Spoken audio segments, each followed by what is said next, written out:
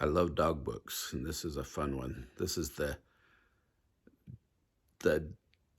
Digging-est Dog. It's by Perkins and illustrated by Eric Gurney. This dog loves to dig. I cannot even explain to you how much he loves to dig. Look at all these other dogs watching him dig. Even the gopher can't believe it. Anyway, it's a Random House book of New York. Okay. I was tied to a bare, hard floor of stone. I could not even dig for a bone. I was living all my life alone, a dog that no one wanted to own. And then one day at 4:30, Sammy Brown came in the door. Sam took one look at me and cried, "Why are you tied up inside?"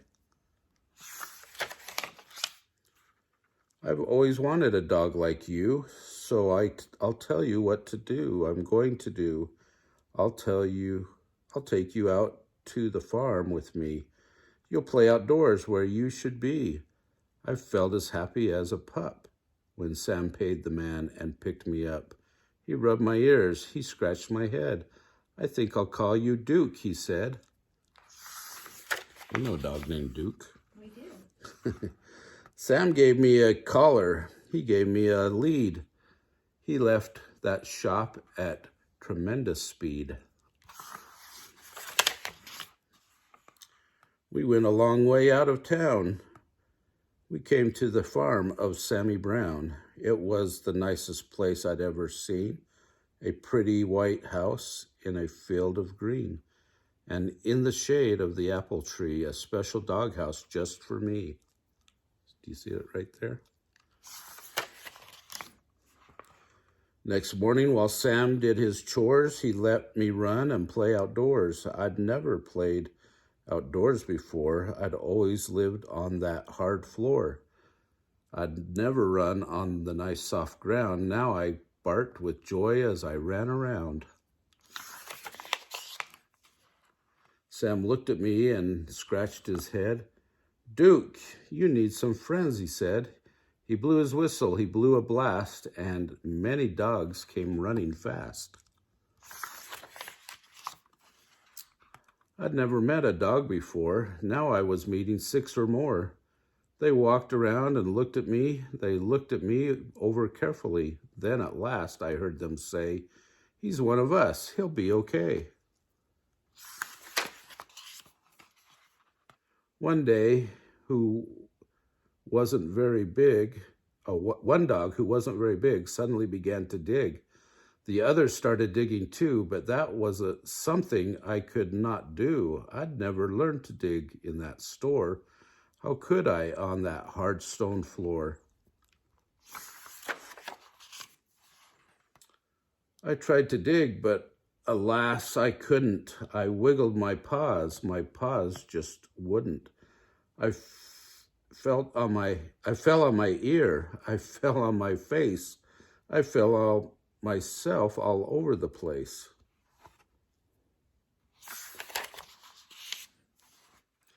The other said, "Duke may be big, but he's no good. He cannot dig." They stuck their nose in the air. They walked away. They left me there. "I'll teach you, Duke," cried Sammy Brown. "I'll show you how to dig deep down." He crouched beside me with his hand. He dug a hole in a pile of sand. I tried it too, but still I couldn't. I wiggled my paws just wouldn't. I'd never learned to dig in that store. How could I on that hard stone floor?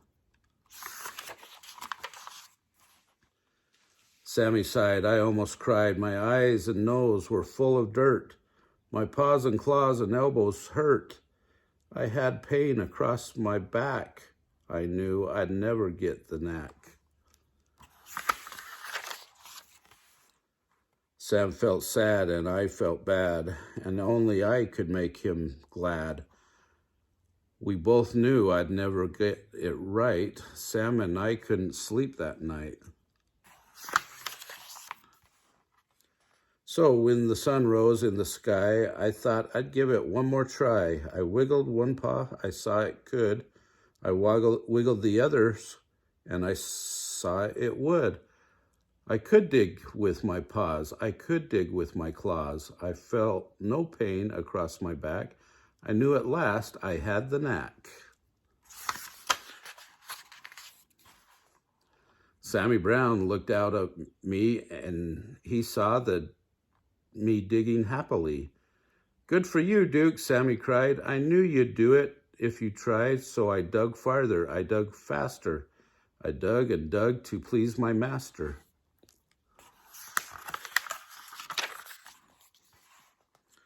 I dug up grass, I dug up weeds, I dug up daisies, I dug up seeds. I dug up the fence, I dug up the great gates, I dug up the garden of Mrs. Thwaites. Uh-oh. I dug up the rooster, I dug up the hens, I dug up the sheep and the pigs in their pens. It's getting a little aggressive. I dug and dug, I couldn't stop. I dug up the barber and his shop. I dug up Mr. Rodney Thayer sitting in the barber's chair. I dug my way right through the town. I dug a lot of buildings down. I was having so much fun. I dug up Highway 81.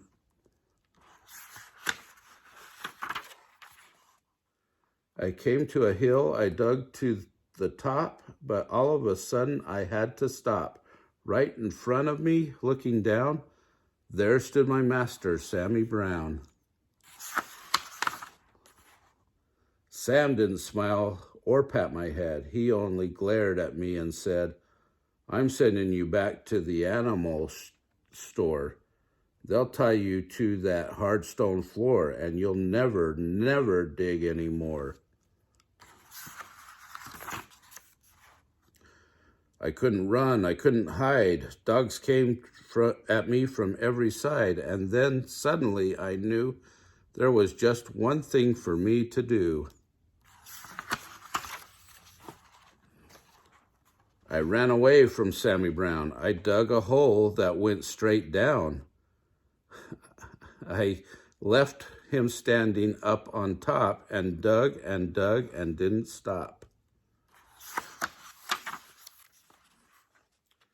How deep I dug, I could not tell, but soon I found I'd dug a well, mud and water up to my chin. What a fix I now was in. I started to sink, I started to yell. Help, I yelped. Help, help, help, help. I could hear them way above my head. I could hear every word they said. One dog growled, he wrecked our town. This serves him right, just let him drown. But Sam cried, Duke, you've been bad. You've made me sad instead of glad. But we're not going to let you die.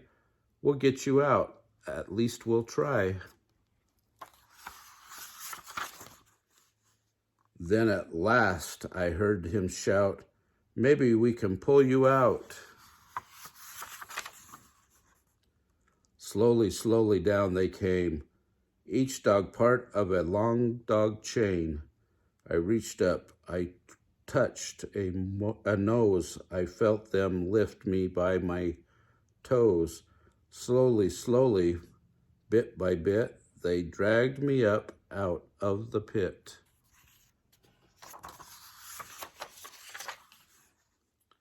I thanked the dogs and Sammy Brown, and then I started back to town. I knew I had to dig once more to fix things up as they were before. That's what I did. I dug back gates. I dug back the garden of Mrs. Thwaites.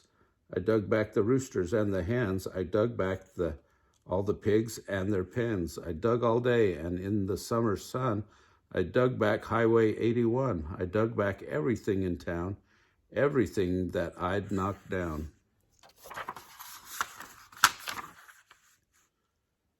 Today, when I dig, well, I'm careful now. I'm useful too. Sam lets me plow. He'll never send me to the store or tie me up on the hard stone floor.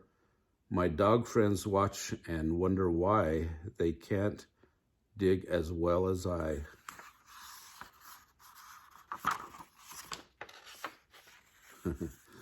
What a fun story, huh? Remember to like our channel or like our video and subscribe to our channel.